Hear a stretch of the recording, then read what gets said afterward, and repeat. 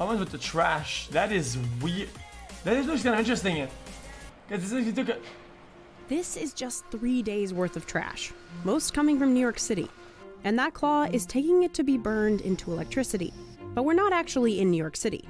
We're in Jersey. Once the garbage man comes and picks it up, you don't think Holy anymore about shit. it. It has a long way to go after that. None of New Yorkers' waste is processed in the city. Instead, it ends up as far away as Ohio, Pennsylvania, and even South Carolina. So getting trash from here to here takes thousands of workers, trucks, trains, cranes, and even barges, operating nonstop to ship waste across the East Coast. Rain, snow, hail, storm, there's no stopping us. And it all costs the city hundreds of millions. Here's That what is actually crazy. happens to New York City's 3.2 million tons of trash a year. New York City's Department of Sanitation sends its fleet of 2,000 garbage trucks to start picking up at 5 a.m. You have to keep active. Some guys like to work out, some guys don't. Basically, it depends on you. What do you do? Me, I don't work out.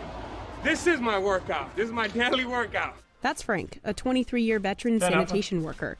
Well, you get immune to the smell. You don't smell garbage, you smell money. Checking to see how solid it is. You can tell when the truck is full. Frank heads to the dump station in the Upper East Side. By then, the sun's coming up. We are currently at 91st Street MTS doors. We'll Again, open they as the truck ship comes trash. in, and there's radiation detectors that will read the truck.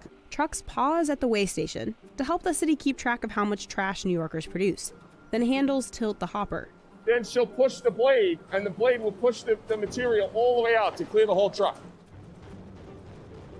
It's roughly 450 to 600 tons a day. Tractors move the trash into the containers beneath the ground. It's sort of a dance. One FDL will clear the wall, and one FDL will load containers. Getting the material containerized as quickly as possible and sealed keeps that smell down. A stamper then packs in Imagine the smell, garbage. though. Mattresses are used like a sponge to sop up anything left over. When we have garbage on the floor, it'll take anywhere from 10 to 15 minutes to load a container. Once the Department of Sanitation seals a looking fun, container and slides it out to the I top, wouldn't say fun, responsibility then goes to Covanta, the waste-to-energy company. I would assume that, dude, I make it an actual conscious effort whenever I throw the trash outside, right? To have a certain, like you know, no glass dog shit, none of like a bunch of things. You know, keep it simple, dude, because I feel like it'd be annoying, or it would take even the smallest part of fun out when it's just annoying for them to pick up. Two marine transfer stations Or dangerous, in the city. dude. Containers are picked up by the crane and put on the barge. 48 containers go on the barge. You know? Every one of these containers represents a truckload that we have taken off of the city streets and out of the tunnels, reducing carbon emissions and reducing congestion and wear and tear on the city's infrastructure. A tug You don't do attaches to shit. the loaded trash bar. You're right. I don't do anything. I just light on stream for virtue signaling purposes. Ha! Tug Captain Jason Harris is now in charge. He gets the go-ahead for a 9:30 a.m. departure. What you see here is called Hell's Gate. This is the upper end of the East River. Tides play a major factor in the times that we can transfer barges. You can't go against the tide when it's max tide. It's too strong. We would actually come to a dead stop on this boat and barge. You wait until you can go with it. Quite often a barge gets filled up and we will have to wait 2, 3, maybe 4 hours before the tide is in the favor.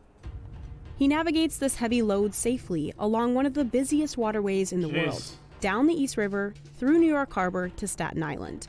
3 hours later, the tug and barge back up into the global transfer station. It is an inherently dangerous operation to move heavy equipment overhead. Then a train takes it to one of Covanta's waste-to-energy facilities. It can also That get is there via so truck. much work for All trash. of Manhattan's residential trash goes to waste-energy facilities like this one to be burned and turned into electricity. This facility processes up to 1 million tons of waste annually. Once the trucks scale in and come up to the tipping floor, they dump in front of one of these bays. Tractors push the trash into a massive storage pit, 93 feet deep and 270 feet long. Between 8,000 and 9,000 tons are in the refuse pit. It's about 3 to 4 days worth of trash. A giant grapple claw descends over the trash. In one swoop, it can pick up as much as one trash truck carries. I'm actually impressed by The how claw good that builds claw a wall is. of trash to prevent it from avalanching onto the tipping floor. It also helps to make more space for incoming refuse.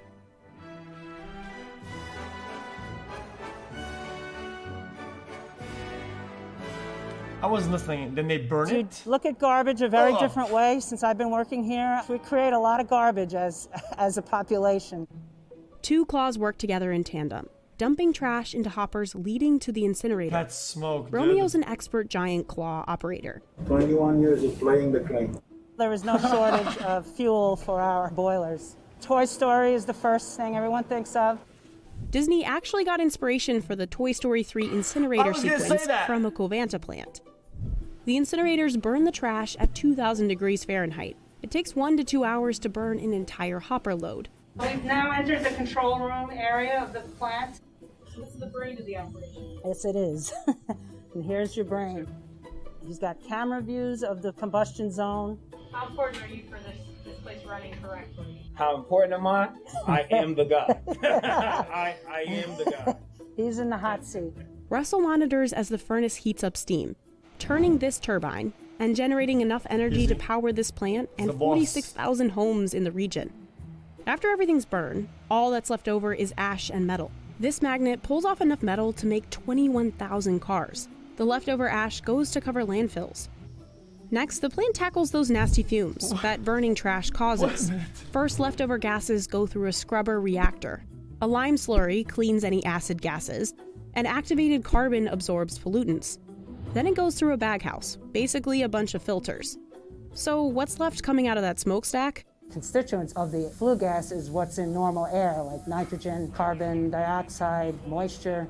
The alternative to this would be going to a landfill. Waste to energy does produce CO2 emissions. Landfill. But in a year, this process eliminates 1 million tons of CO2 emissions a landfill would have produced. We generate a very small amount of methane. The methane we offset from a landfill results in an actual decrease of CO2 emissions. The city hopes to keep moving trash on waterways to Of course it facilities like pollutes, this but- one. It's all part of its goal of becoming zero waste to landfill People by produce 2030. such But that is trash, dude. becoming harder and harder to reach. Only about 30% of New York City's waste turns into energy. The rest ends up in harmful methane-producing landfills as far away as South Carolina and Ohio. And it takes a significant investment to move it. Every year, exporting trash costs the city about $400 million. So why does New York City send its trash so far away? In 1881, New Yeah, York why? City streets were notoriously filthy. So dirty, people were getting sick. Yeah. So the Department of Sanitation was established to Question, clean up the chat. streets. Chat. And the department did help mop 429 million a year. Couldn't they just build that facility right there with that amount? Like, how much can it really be to build it? up the city. But the city quickly ran out of room to put all of its trash. Just build it, dude. In the early 1900s, the city turned to dumping trash into the ocean. Even though it was illegal, as much as 80% of the city's trash ended up in the sea. This continued until 1934, when a Supreme Court case Where? forced the city to stop ocean What the fuck? dumping. And onto the island, In the dude. 70s, incinerators used for much of the 1900s were closed down because they didn't meet the EPA's clean air standards. So the city opened up landfills across the 5 boroughs, including at one point the world's largest. There's no room. In man. 1973, New York even built out Lower Manhattan using trash mounds. But even that wasn't enough. With nowhere else to put it, the city began sending its waste to other states.